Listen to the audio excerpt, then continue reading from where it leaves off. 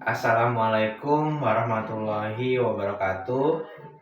Perkenalkan, nama saya Dimas Fauzi Septiawan. Saya mengajar sebagai guru kelas di UPTD SDN Citayam 4. Saya adalah calon guru penggerak angkatan 11. Terima kasih. Wassalamualaikum warahmatullahi wabarakatuh.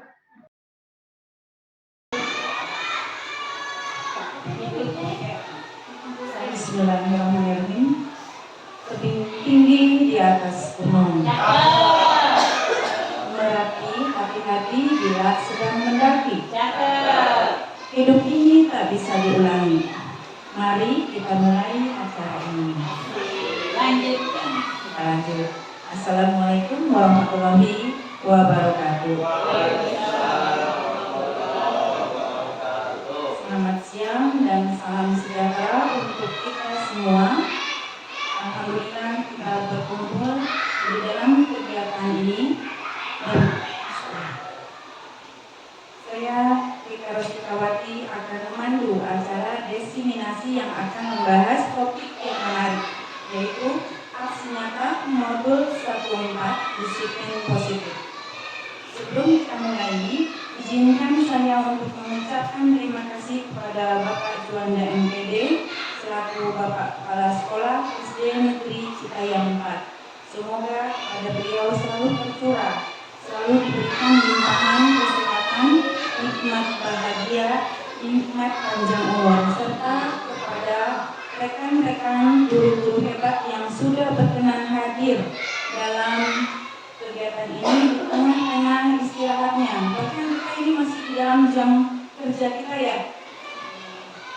Baik, Ibu Bapak yang saya hormati, izinkan saya untuk menyampaikan susunan kegiatan sebagai berikut. Pembukaan, menyanyikan lagu Indonesia Raya, sambutan Bapak Kepala Sekolah SD Negeri Citayam 4, penyampaian materi, dilanjutkan dengan sesi tanya jawab serta penutup. Pertama-tama marilah kita bersama-sama buka acara ini dengan pembacaan basmalah. Bismillahirrahmanirrahim. Selanjutnya menyanyikan lagu Indonesia Raya. Kepada hadirin dipersilakan berdiri.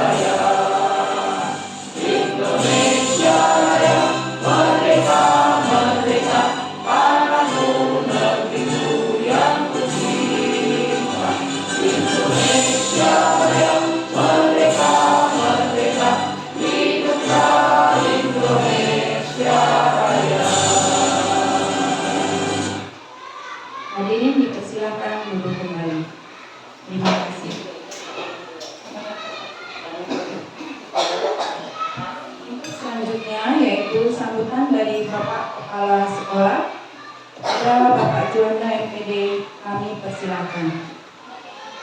Terima kasih Bu Rika. Assalamualaikum warahmatullahi wabarakatuh. Alhamdulillahirabbil alamin. Patut kiranya pada siang hari ini kita bersyukur kepada Allah Subhanahu wa taala karena kita diberikan kesempatan untuk dapat menyaksikan dan mengikuti satu kegiatan formal, kegiatan resmi yang dapat dilakukan ketika kita sedang menjalankan satu program. Kebetulan kawan kita Bapak Dimas adalah CGP yang nanti pun beberapa guru akan mengikuti kegiatan seperti Pak Dimas yang harus dilalui. Terlebih-lebih untuk menunjukkan tugas itu sekarang tidak lagi dari kepala sekolah, tetapi langsung ditunjuk oleh dinas pendidikan. Salah satu contohnya Pak Jonathan, dia sudah menjalani satu tahap untuk menjadi CGP. Mudah-mudahan kegiatan ini mendatangkan keberkahan bagi kita seluruhnya. Salawat beriring salam semoga tercurah terlimpah pada junjungan alam Nabi akhir zaman baginda Rasulullah Sallallahu Alaihi Wasallam. Bapak-bapak dan ibu-ibu yang saya hormati, wabil khusus CGP kita, Bapak Dimas yang pada saat ini sudah memasuki tahap-tahap yang sangat penting dikarenakan kalau tidak ada perubahan selama 6 bulan kegiatan CGP yang dialami oleh Bapak Dimas. Hari ini kita diajak untuk mendengarkan sosialisasi dan diseminasi tentang modul 1.4 yang fokusnya pada disiplin positif. Bapak Ibu harus bisa mengetahui apa itu diseminasi. Pada dasarnya hampir sama dengan sosialisasi, hanya diseminasi lebih cenderung kepada penyampaian sebuah materi untuk bisa mengajak, bahkan kalau perlu mempengaruhi yang diajak agar mau mengikuti, sehingga tujuan daripada diseminasi itu dapat tercapai.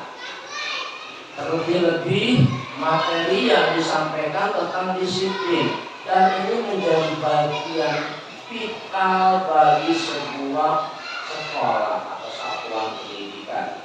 Karena satuan pendidikan tidak mungkin dapat berjalan kalau disiplinnya tidak dapat dilaksanakan. Berbicara masalah disiplin tentunya bukan cuma disiplin kepada anak saja, tetapi disiplin sifatnya menyeluruh terhadap komponen yang ada di dalam satuan pendidikan. Bapak mengharapkan dan nanti setelah Pak Dimas selesai CGP-nya disusul oleh Pak Jonathan, lalu pada bapak-bapak yang lain bisa ikut di dalam CGP. Untuk apa? Sekarang zamannya tidak seperti zaman dulu lagi. Sekarang kita harus mengikuti perkembangan zaman. Bapak yakin guru-guru Bapak luar biasa semua. Diseminasi ini salah satu contoh yang nanti akan diikuti oleh yang lain, karena tidak gampang untuk menyampaikan suatu materi kepada orang lain, apalagi dapat mempengaruhinya. Untuk itu, selamat menjalankan tugas kepada Pak Dimas, dan juga bersiap-siaplah pada guru-guru Bapak yang lain apabila nanti tugas dari dinas pendidikan tiba-tiba datang menyebut nama Bapak dan Ibu. Pak Jonathan pun awalnya kaget, ini siapa yang ngusulin, kok nama saya ada di dalam surat. Bapak tidak mengusulkan memang BKPSDM melalui Dinas Pendidikan yang menunjuknya. Demikian sambutan yang Bapak sampaikan, mudah-mudahan kegiatan ini dapat berjalan dengan lancar. Wabillahi taufiq wal hidayah. Assalamualaikum warahmatullahi wabarakatuh.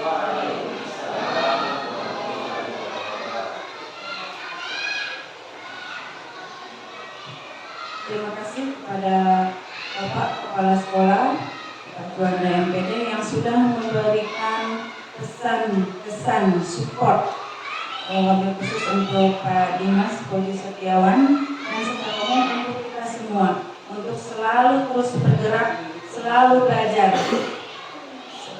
sepanjang hayat, begitu ya Bapak Ibu ya. Baik, ayah pergi ke kota Bekasi, ibu ke pasar membeli emas. Inilah pemateri desiminasi, tak lain dan tak bukan Pak Dimas. Baiklah, kita berlanjut ke acara inti, yaitu pembahasan oleh narasumber kita, teman kita, saudara kita yang sedang benar-benar berjuang di jalur CGP Angkatan 11 tahun 2024. Marilah sama-sama kita dengarkan pemaparan best practice-nya yang berjudul Disiplin Positif. Kepada Bapak Dimas Fauzi SPD kami persilakan.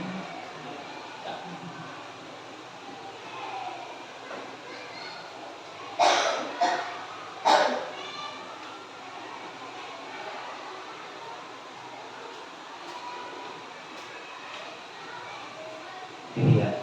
Bismillahirrahmanirrahim. Assalamualaikum warahmatullahi wabarakatuh. Gak mau kalah sama Bu Rika.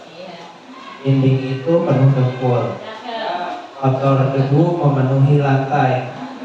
Kita semua sudah berkumpul, acara segera kita mulai. Alhamdulillahirabbil alamin wa bihi nasta'in ala umuri dunya waddin. Wassalatu wassalamu ala asrofil anbiya wal mursalin wa ala alihi wa sahbihi ajmain. Amma ba'du. Rabbi shalli sadri wa yassir amri wa hlul 'uqdatam min lisani yafqahu qawli.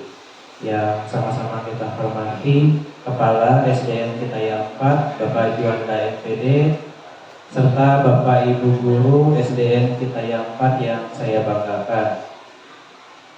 Pertama-tama marilah kita panjatkan puji serta syukur kehadirat Allah Subhanahu wa taala yang mana pada kesempatan hari ini kita dapat sama-sama berkumpul, dan mohon maaf sebelumnya mengganggu waktu istirahatnya, mengganggu KBM-nya, dan semoga apa yang saya sampaikan dapat bermanfaat untuk kita semua.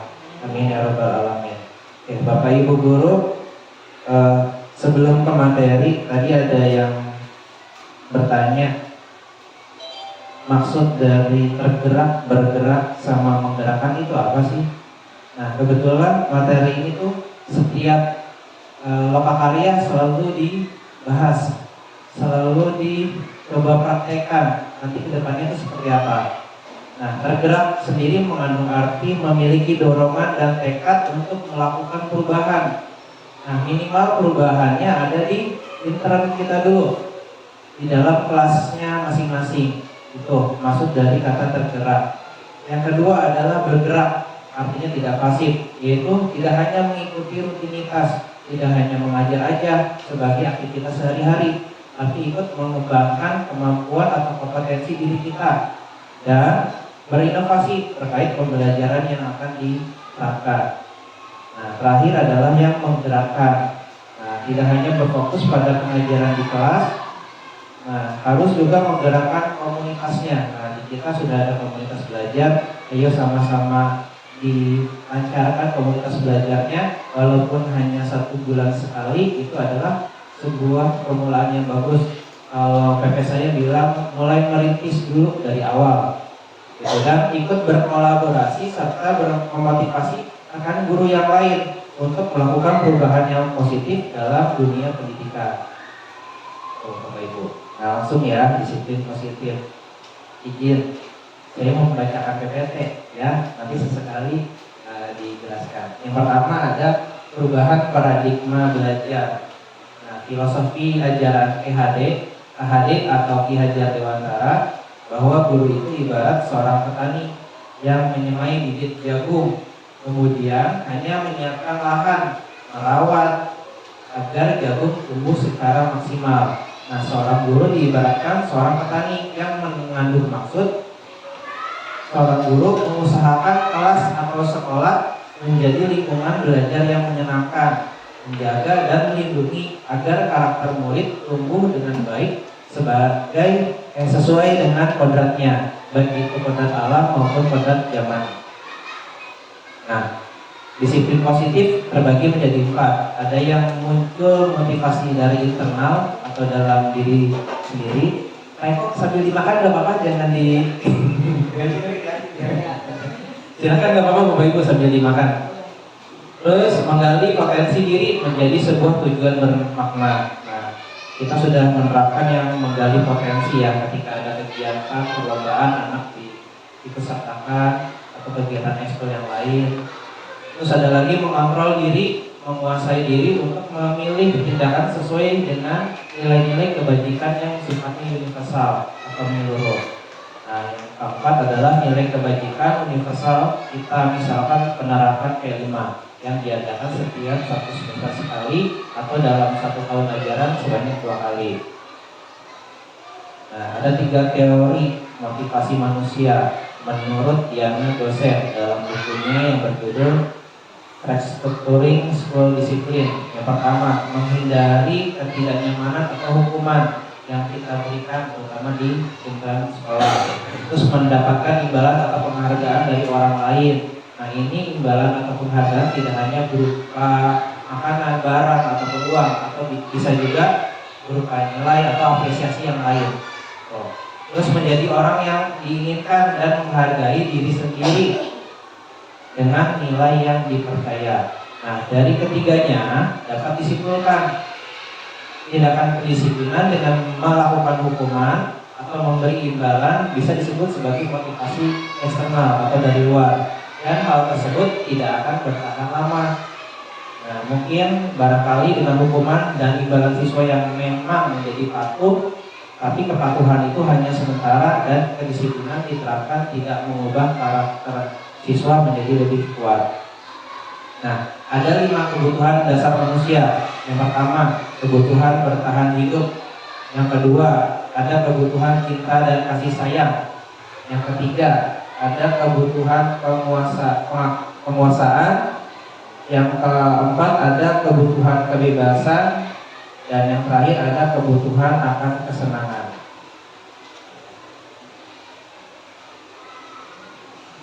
Nah, yang pertama, dokumentasi kebutuhan bertahan hidup. Manusia pasti perlu yang namanya makan, perlu yang namanya istirahat. Nah, ini adalah contoh. Karena ketika sedang makan, habis melakukan kegiatan ataupun ketika lapar, terus sebelahnya ada siswa yang tidur. Nah, cara mengantisipasinya adalah ya jangan diomelin, biarkan saja. Mungkin ketika di rumah dia punya pekerjaan yang lain yang melelahkan, atau kita bisa membangunkannya pelan-pelan, tidak harus mengagetkannya. Terus yang kedua, kebutuhan kita dan kasih sayang. Nah, kadang anak-anak itu suka kalau ketika belajar divideoin, foto bareng, selfie. Ini hanya anak, kita juga gurunya kalau diajak selfie bareng, dia ikut. Ya, karena kalau di video seneng ya. Apalagi masuk YouTube terkenal lagi. Nah, gitu. Nah, ini salah satu kebutuhan kita dan kasih sayang yang didapat. Tidak hanya harus memberikan sesuatu, tapi dengan kita ajak foto bareng atau ketika anak melakukan aktivitas kita videokan aja sudah senang. Gitu. Terus dokumentasi kebutuhan penguasaan. Nah, anak perlu yang namanya pengakuan. Nah, setiap kegiatan aktivitas yang kita lakukan biasanya dilakukan penilaian. Nah, ketika anak melakukan, kalau di sini melakukan setoran hafalan surat, dicatat, udah sampai surat ini. Terus menilai proyek, dicatat, dibukukan, didokumentasikan. Nah, itu akan menjadi sebuah pengakuan bahwa kita sudah melakukannya. Tidak hanya itu, ketika renang sambil dicatat, oh si ini cepat dalam gerakannya atau sudah benar. Nah itu penguasaan atau pengakuan. Nah terakhir belum terakhir, kebutuhan kebebasan. Nah dalam melakukan kegiatan, kalau dicontoh itu yang pertama anak membuat rangka. Nah dalam membuat rangka itu tekniknya macam-macam. Ada yang menggunting dulu, ada yang membuat polanya dulu di kardus, ada juga yang langsung dilem dulu baru digunting. Nah itu diberikan kebebasan mana yang membuat anak nyaman, karena ini bagian dari kebebasan anak dalam mengerjakan tugasnya. Selain itu ada menari. Nah menari juga sama. Yang penting kita berikan clue-nya, temanya, tidak boleh melenceng. Nah selebihnya, masalah lagunya, gerakannya diserahkan kepada anak. Nanti kita sebagai fasilitator memberitahu ini udah sesuai belum, sesuai dengan tema belum gitu. Dan yang terakhir ini kemarin ketika ilkalas, pemilihan ketua kelas, anak diberikan kebebasan untuk memilih, dibuatkan semacam simulasi menghadapi pemilu. Jadi anak mengerti dasar-dasarnya dalam pemilihan umum. Nah ini juga sama, kebutuhan dan akan kesenangan itu hampir sama dengan yang kasih sayang. Nah kesenangan bisa kita dapat di mana aja, tidak hanya di dalam kelas, tidak hanya di keluarga, tapi ketika mengikuti kegiatan. Kadang kita di jalan itu capek, tapi ketika sudah melakukan kegiatan jadi senang sendiri, motivasi sendiri untuk terus untuk mengikuti kegiatan tersebut. Nah terus ada posisi kontrol restitusi. Restitusi di sini beda ya dengan restitusi yang lain. Nah,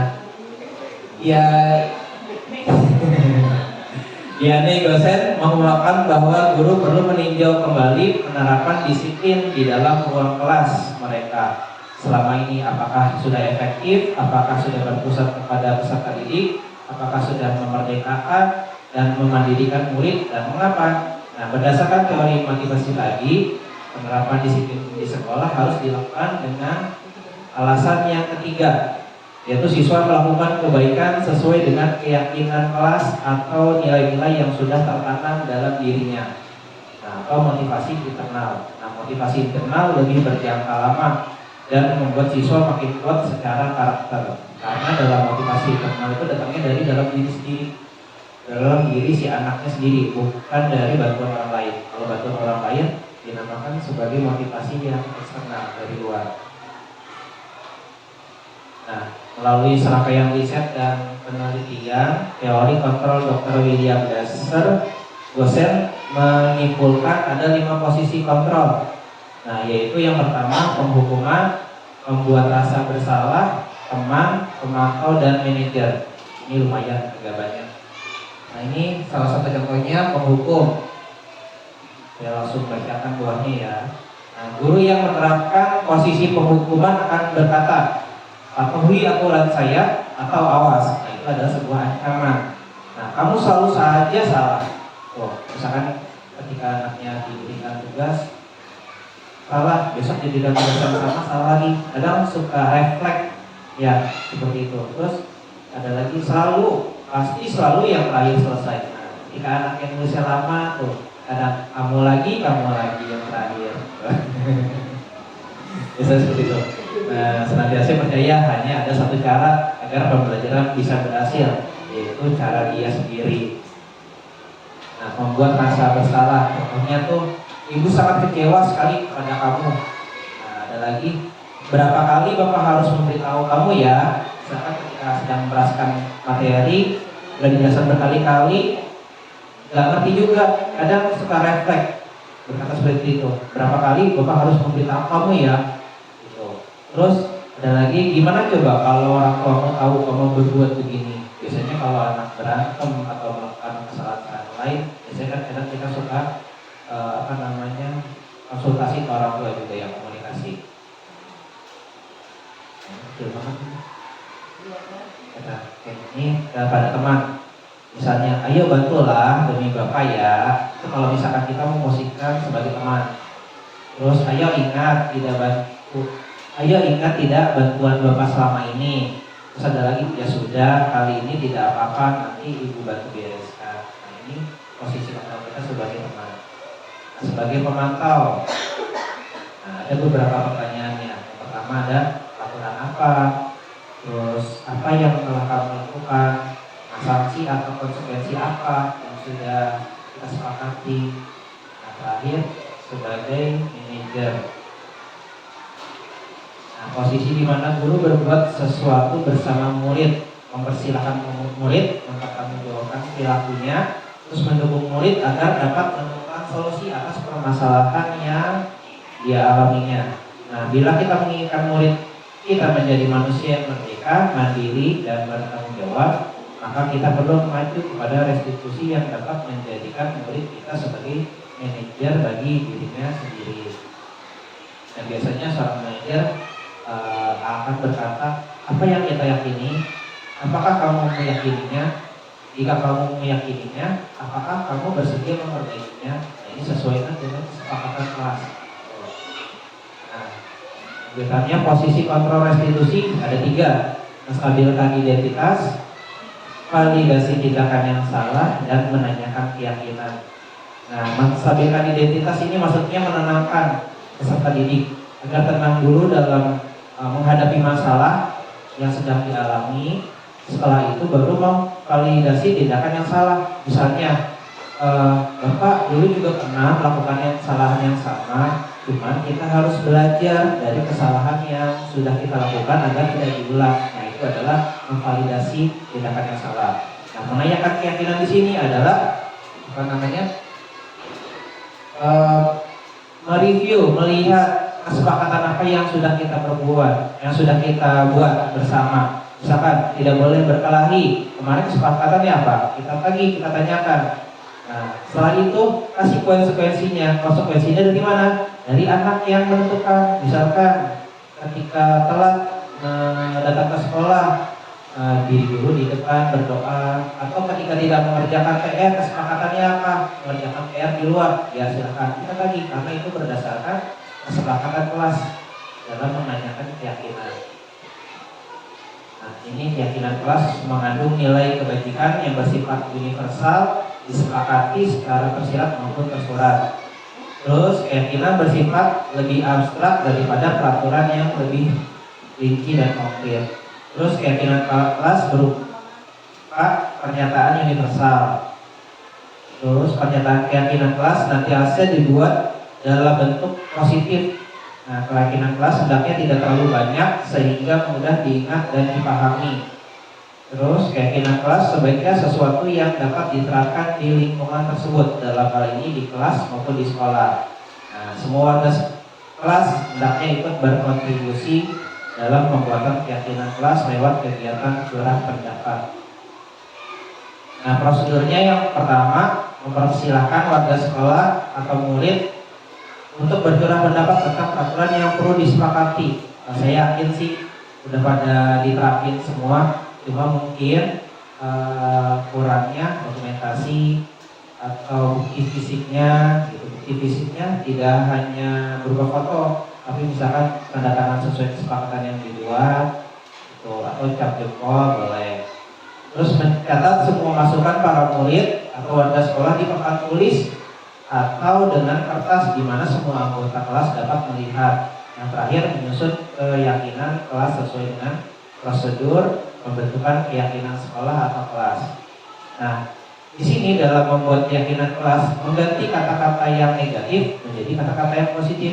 Yang pertama, misalnya, jangan buang sampah sembarangan, tapi diganti dengan buanglah sampah pada tempatnya, atau jagalah kebersihan. Nah, itu salah satu contohnya. Terus ada lagi, jangan berlari di kelas atau koridor, tapi diganti dengan berjalanlah. Pokoknya hindari kata-kata yang kata jangan, terus tidak boleh, itu diganti dengan kata-kata yang lain. Tuh. terus meninjau kembali daftar surat pendapat yang sudah dicatat, kiranya ada yang sama tidak perlu ditulis ulang. Tuh. Ajak keluarga, masyarakat, sekolah atau murid-murid untuk menemukan nilai kebajikan atau nilai keyakinan yang dituju dari peraturan tersebut. Nah, setelah selesai maka warga sekolah dipersilakan untuk meninjau ulang dan menyetujui dengan menandatangani keyakinan tersebut. Nah, keyakinan kelas selanjutnya bisa ditempel atau dilekatkan di dinding kelas di tempat yang mudah dilihat oleh semua warga kelas. Nah, ini adalah contoh dokumentasi keyakinan kelas. Di sini saya tulis yang di sebelah kanan yang boleh dilakukan, terus di sebelah kirinya ada yang tidak boleh dilakukan. Ada yang boleh dilakukan, membuang sampah di tempatnya. Nanti yang tidak boleh apa? Misalkan membuang sampah sembarangan, berarti tidak boleh. Nah ini. Nah dari sini nanti dirangkum apa intinya sih? Jadi mereka harus disiplin, bertanggung jawab, rajin, satu lagi lupa nanti, jujur. Tuh. Nah, ini adalah contoh seperti poin yang tadi ya, dibuat dokumen fisiknya. Nah dari kesepakatan yang sudah dibuat, di sini ditandatangani nanti sudah mengetahui guru kelas, ketua kelas dan wakilnya. Ini tidak hanya ditandatangani, misalkan mau di capture boleh. Biasanya kan kalau kelas 1, 2, 3 ya bisa tanda tangan. Nah antisipasinya boleh capture. Nah penerapan segitiga restitusi yang seperti tadi. Yang pertama menstabilkan identitas, validasi tindakan yang salah, menanyakan keyakinan. Nah, yang pertama, adakah cara yang lebih efektif untuk mendapatkan apa yang kamu butuhkan? Terus ada lagi pertanyaannya, kamu tentu punya alasan mengapa melakukan hal tersebut atau tindakan tersebut. Terus ada lagi keyakinan kelas apa yang telah disepakati. Terakhir, kamu ingin menjadi orang yang seperti apa? Belajar dari kesalahan yang dilakukan. Nah, tahap-tahapnya menstabilkan identitas, validasi tindakan yang salah, menanyakan keyakinan. Nah, ini yang sudah tadi saya utarakan. Nah, yang menstabilkan identitas, kita semua akan melakukan hal yang terbaik yang bisa kita lakukan. Validasinya, semua perilaku memiliki alasan. Yang ketiga, kita semua memiliki motivasi internal ke dalam diri. Nah, ini ada satu video. Ini sebenarnya kalau dilihat di videonya seolah-olah dibuat-buat, tapi ini sebenarnya beneran ya, hanya narasinya aja yang dibuat.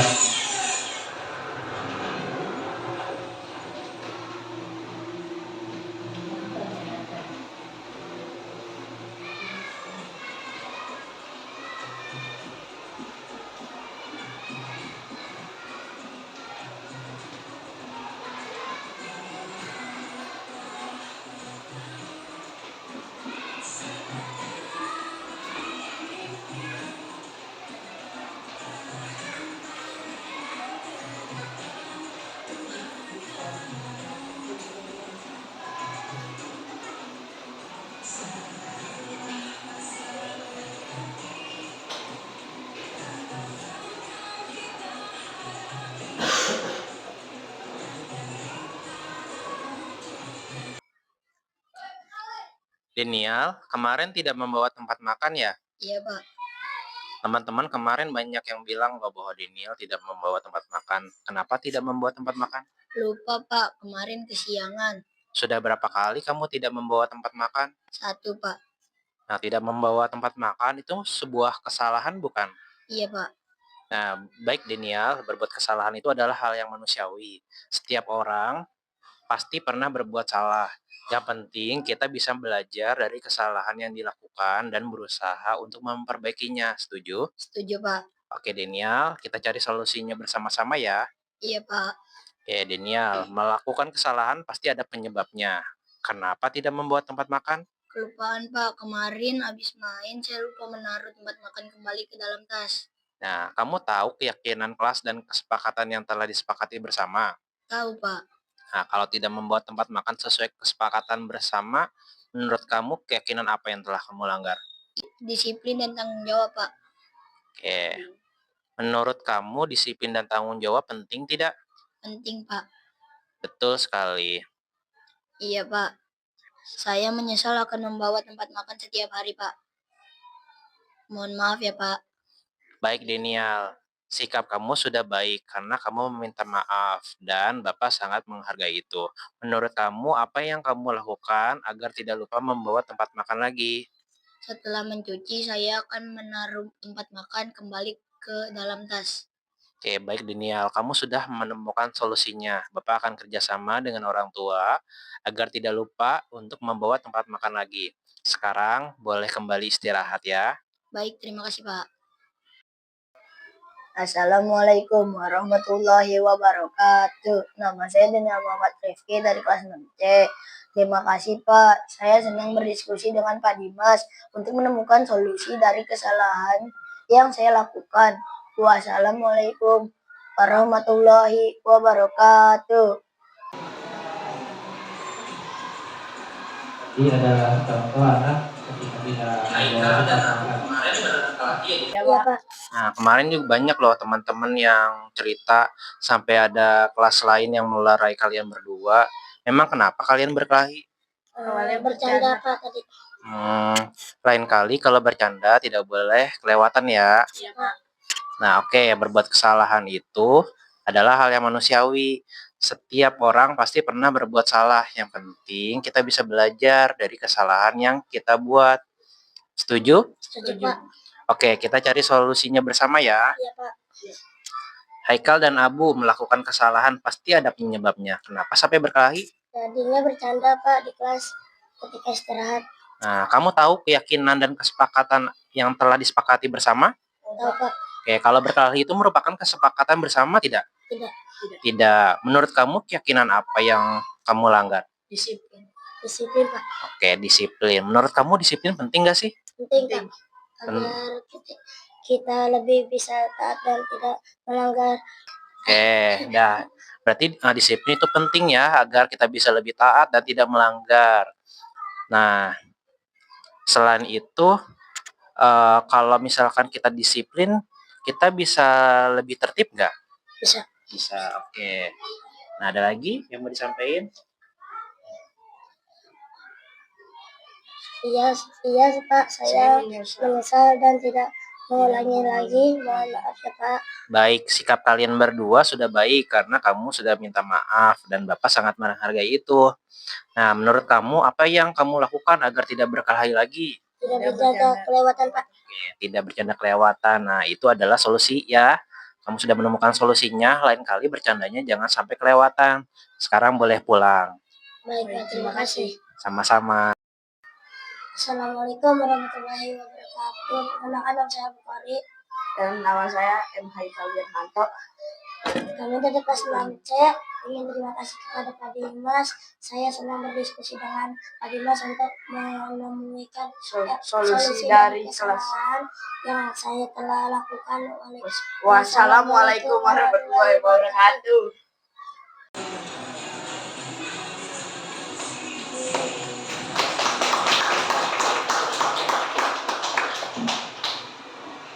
Ya, Bapak Ibu, itu adalah contoh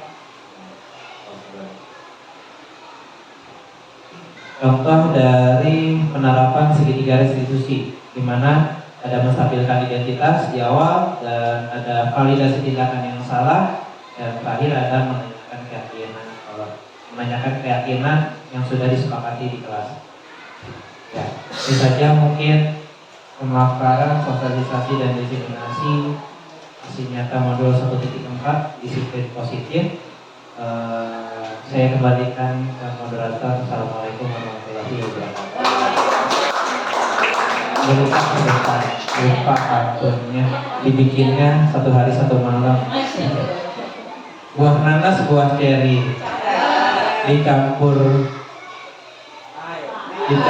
air, enak sekali. Cukup sekian acara kali ini, semoga bisa bertemu kembali dan bermanfaat. Assalamualaikum warahmatullahi wabarakatuh. Terima kasih kepada Pak Dimas atas paparannya yang tentunya itu sangat bermanfaat sebagai masukan bagi kita semua ya Bapak Ibu. Bapak Ibu yang kami hormati, tadi sudah selesai pemaparan dari Pak Dimas. Sekarang kita lanjut untuk sesi diskusi. Dalam sesi diskusi ini kami berikan 3 orang penanya yang nanti akan secara langsung dijawab oleh Pak Dimas. Silakan kepada Bapak Ibu. Pasti sudah disiapkan pertanyaannya. Silakan Bu Sinta, mungkin atau Pak Rizky, silakan.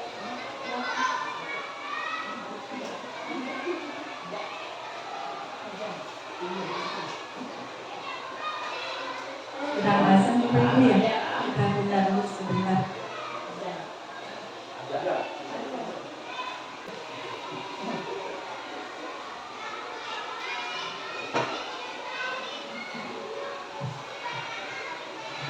Baiklah Bapak Ibu, kita lanjutkan kembali acara ini untuk sesi pertanyaan yang akan disampaikan oleh rekan kita Ibu Sinta. Saya nanya biar rame aja ya Pak. Ya biar aku. Ya tapi juga memang saya ingin tahu Pak ya. Dalam setelah saya melihat segitiga restitusi, saya tidak menemukan di mana hukuman. Padahal keadilan itu kan ada punishment and reward. Tapi seperti juga ada surga dan neraka. Itulah kata keadilan. Ketika anak berbuat salah, apakah dia tidak boleh dihukum? Atau dihukum hukuman yang seperti apa? Supaya keadilan itu ada anak yang baik tindakannya, tapi ada anak yang tindakannya belum baik. Tentu selain diberitahu, pasti juga mungkin ada hukuman gitu, supaya dia jerah. Begitu Pak. Terima kasih. Gimana Pak Dimas, apakah akan langsung dijawab? Ya Bu, terkait hukuman atau sanksi sebenarnya ada saja, disesuaikan dengan kesepakatan apa sih yang dibuat. Kemarin beberapa hari yang lalu saya membuat kesepakatan di kelas. Kalau ada yang tidak membawa oprek, apa sanksinya? Tidak boleh jajan, 1. Terus kalau terpaksa jajan ketahuan bagaimana? Denda 2. Terus bagaimana kalau melanggar lagi? Piket, bantuin temannya piket selama 3 hari. Kalau misalkan masih dilanggar lagi, ditambah lagi sanksinya. Itu sesuai dengan kesepakatan yang dibuat. Makanya di awal harus dibuat dulu keyakinan kelasnya seperti apa, terus sanksinya ataupun punishmentnya kalau anak berbuat salah itu apa dari anak gitu. Karena anak-anak kemarin mintanya yang berbuat salah disuruh bantuin piket Pak. Ya oke, berapa hari? Seminggu. Oke, jangan seminggu, kelamaan 3 hari aja toleransinya. Nanti kalau misalkan anak melanggar lagi, ditambahin lagi tiketnya gitu. Nah, tidak hanya tindakan yang seperti itu aja. Misalkan anak tidak mengerjakan tugas, biasanya kan kalau anak baru pertama atau kedua kali tidak mengerjakan PR, cuma mengerjakan PR di luar. Cuman kalau misalkan keseringan, kesepakatannya apa yang harus kita berikan. Nah itu ditanyakan ke anak-anak, apa ya kira-kira. Anak-anak kadang ada yang nyetuk denda Pak, atau bantuin piket, bantuin ngepel gitu. Nah itu disesuaikan dengan kesepakatan yang kita buat. Jadi hukuman berdasarnya itu dari anak gitu. Jadi kita hanya menjalankan apa yang sudah disepakati di kelas Ibu Sinta. Terima kasih. Mungkin ada yang bisa menambahkan dari teman-teman.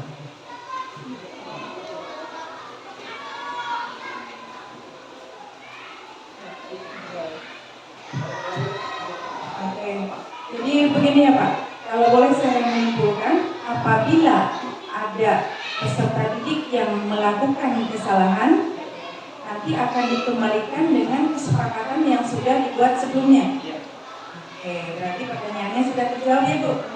Terima kasih. Silakan kepada Ibu rekan-rekan yang lain. Boleh Bapak tambahkan? Oh silakan Bapak, silakan. Dari Pak Dimas tadi sudah jelas ya. Hanya Bapak menambahkan lebih semua aturan yang dibuat baik resmi atau tidak resmi memang harus ada pengontrol. Salah satu pengontrol yang dapat dilakukan adalah bisa memberikan teguran, bisa memberikan hukuman, bisa juga membuat perjanjian. Jika seorang anak di kelas melakukan kesalahan, kalau didiamkan maka nanti akan terjadi hal-hal yang di luar daripada perkiraan kita. Nah, kontrollah dia dengan cara teguran. Kenapa kamu berbuat seperti itu? Sobat tadi seperti yang tadi kita lakukan.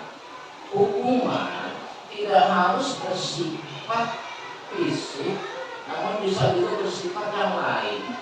Karena dalam agama Islam pun boleh kita menghukum anak, tapi hukuman yang mendidik, tidak menyakiti, begitu ya. Karena kalau nggak dihukum, dia nggak akan tahu kalau dia berbuat salah. Hukumlah, tapi dengan cara hukuman yang mendidik dan tidak menyakitkan. Kan contoh dalam agama Islam, kalau sudah umur 7 tahun, maka dia harus sholat. Kan gitu ya, dia dengan sholat. Belum dari 7 tahun, 8 tahun, 9 tahun masih juga nggak mau. Sampai 10 tahun kemudian anak bisa dihukum. Tapi hukumnya dengan hukuman yang mendidik. Bukan begitu Pak Rizky? Nah, seperti itulah kira-kira. Ada pengelolanya salah satunya hukuman. Terima kasih.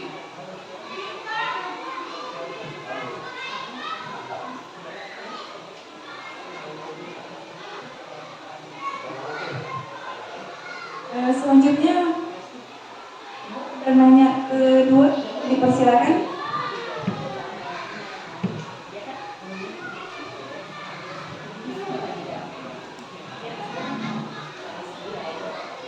Baik, bismillahirrahmanirrahim. Assalamualaikum warahmatullahi wabarakatuh. Sebelumnya tadi Bu sudah singgung sangat Bu Sinta tentang hukuman.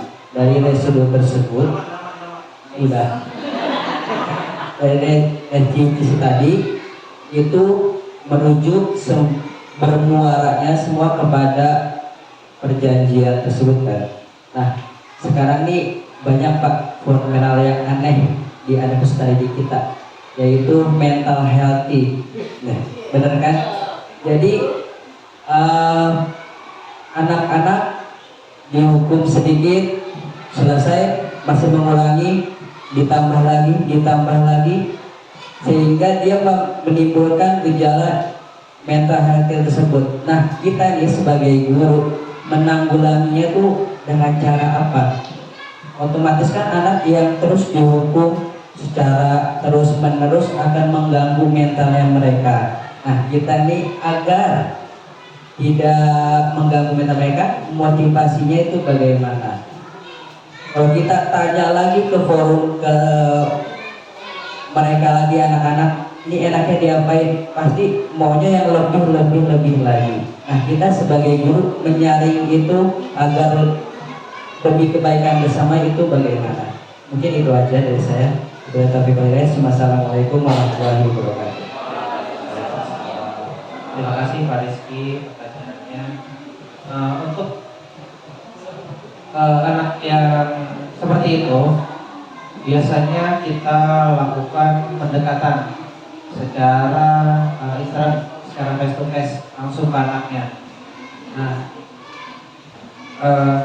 terus menanyakan kalau misalkan anak itu melakukan kesalahan, kenapa melakukan kesalahan sama seperti yang tadi di video ya, gitu. Tapi ditambahkan nanti kamu kalau misalkan melakukan kesalahan lagi, kamu apa hukuman yang sesuai buat kamu? Tuh, pertama. Terus yang kedua, kadang kita juga perlu yang namanya komunikasi juga ke orang tua, gitu. Kadang sebuah permasalahan tidak harus kita selesaikan di dalam kelas, yang lainnya tahu, tapi bisa diselesaikan juga di luar kelas yang hanya tahu anak yang bersangkutan, gitu. Karena disitulah kadang ada yang seperti Pak Asti bilang mental healthy, kesehatan mentalnya beda-beda setiap anak. Nah, kita sebagai guru juga harus tahu karakteristik siswanya, terus bagaimana cara pendekatan yang sesuainya, terus kebanyakan persen untuk yang diterusin lagi. Ya gitu Pak Rizky, balik lagi jadi lihat ke kondisi anaknya. Bisa kita utarakan secara umum, tapi ada beberapa kasus yang harus intern, harus berdua atau harus beberapa aja gitu, terkait permasalahan atau kasus yang dialami si anak atau sahabat ini. Baiknya Pak Rizky, terima kasih.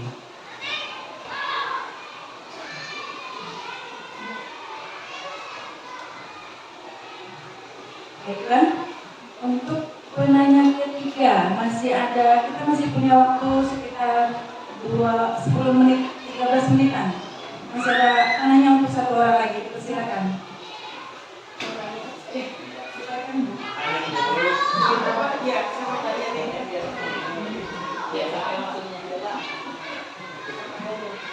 Assalamualaikum warahmatullahi wabarakatuh.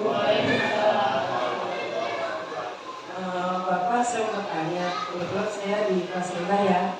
Nah, kalau untuk kita di hukuman itu biasanya pada anak yang tidak membuat PR. Nah, bagaimana memberi hukuman bagi anak yang malas sekolahnya? Gimana tuh? Karena udah setiap saya ngajar ini ya, menemukan anak yang malas itu tuh. Kita datangin rumahnya sudah, kita ketemu orang tuanya juga sudah, tapi tetap aja malas. Bagaimana tuh Pak? Gimana di biar lain? Ada yang begitu?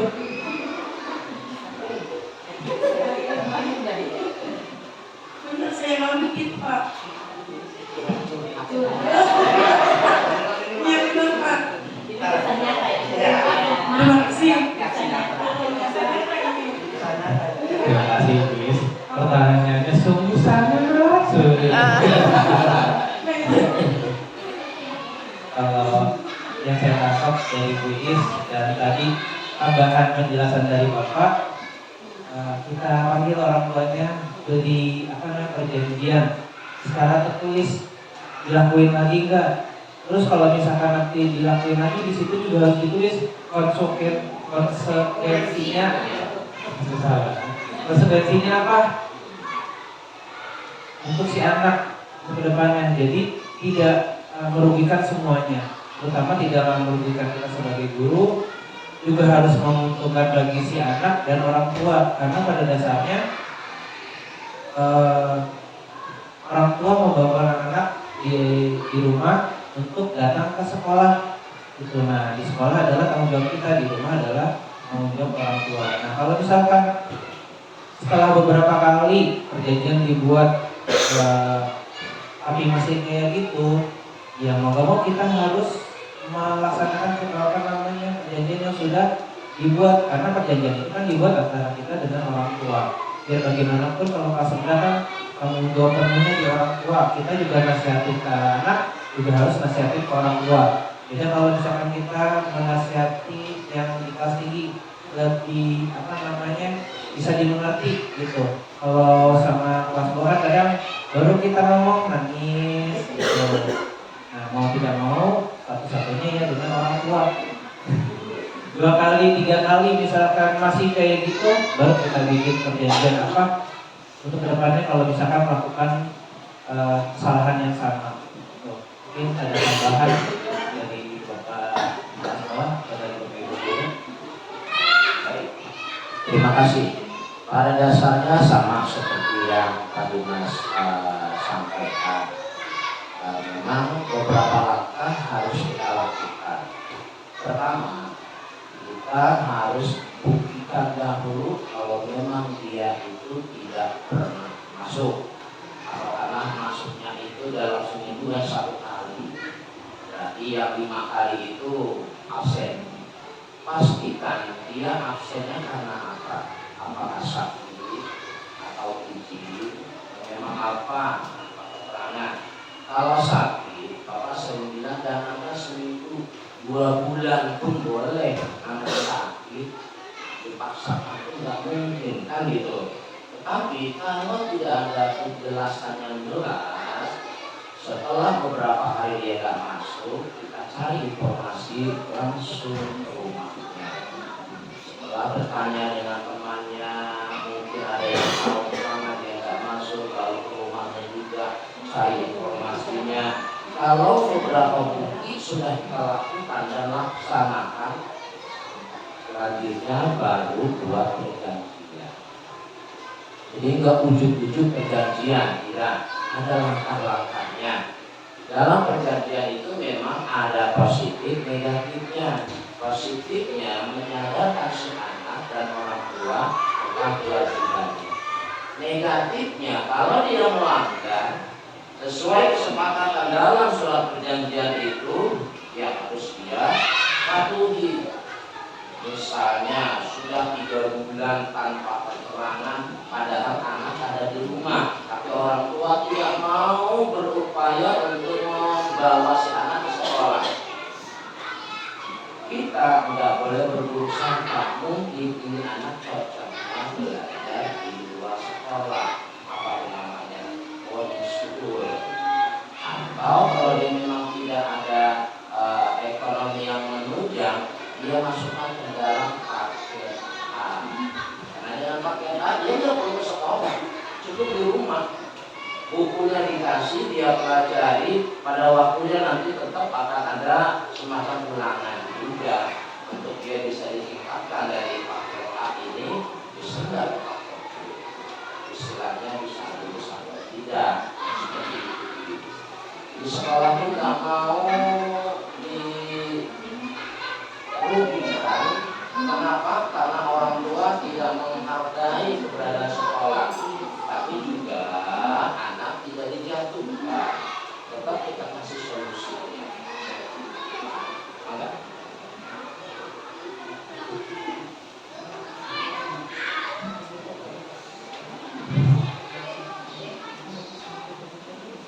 Baiklah Bapak dan Ibu, diskusi kita siang ini ternyata sangat menarik, hebat, luar biasa. Tolong tepuk tangan untuk kita semua. Hanya sayangnya kita dibatasi oleh waktu kita hanya sampai pukul 12.30, ini sudah di penghujung kegiatan. Saya mengucapkan terima kasih yang luar biasa, yang sebesar-besarnya kepada Bapak Ibu semuanya atas kehadiran sehingga terlaksananya kegiatan diseminasi ini dengan baik dan lancar. Mohon izin saya menyampaikan satu pantun lagi yang khusus saya buat tadi pagi. Belum dapat dulu Pak. Ibu di dapur memotong petai, kakak membuat sirup pakai selasi. Acara sudah usai, kami ucapkan terima kasih. Mudah-mudahan kegiatan pagi ini materi yang sudah panjang lebar dijabarkan oleh Pak Dimas dapat bermanfaat untuk kita semua. Dan tadi sesuai dengan motonya tergerak, bergerak dan menggerakkan, ternyata itu memang benar sekali. Kita semuanya digerakkan untuk selalu belajar. Kita dalam keseharian di kelas ternyata bukan anak-anak saja yang belajar, tapi kita pun terus dan terus menerus untuk belajar.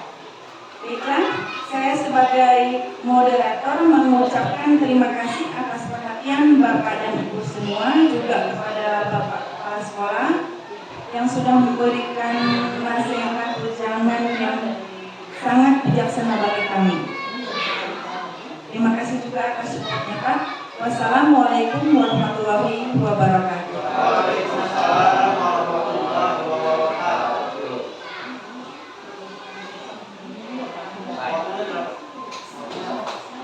Terima kasih Bapak. Ya, boleh Bapak Ibu Guru. Terima kasih waktunya.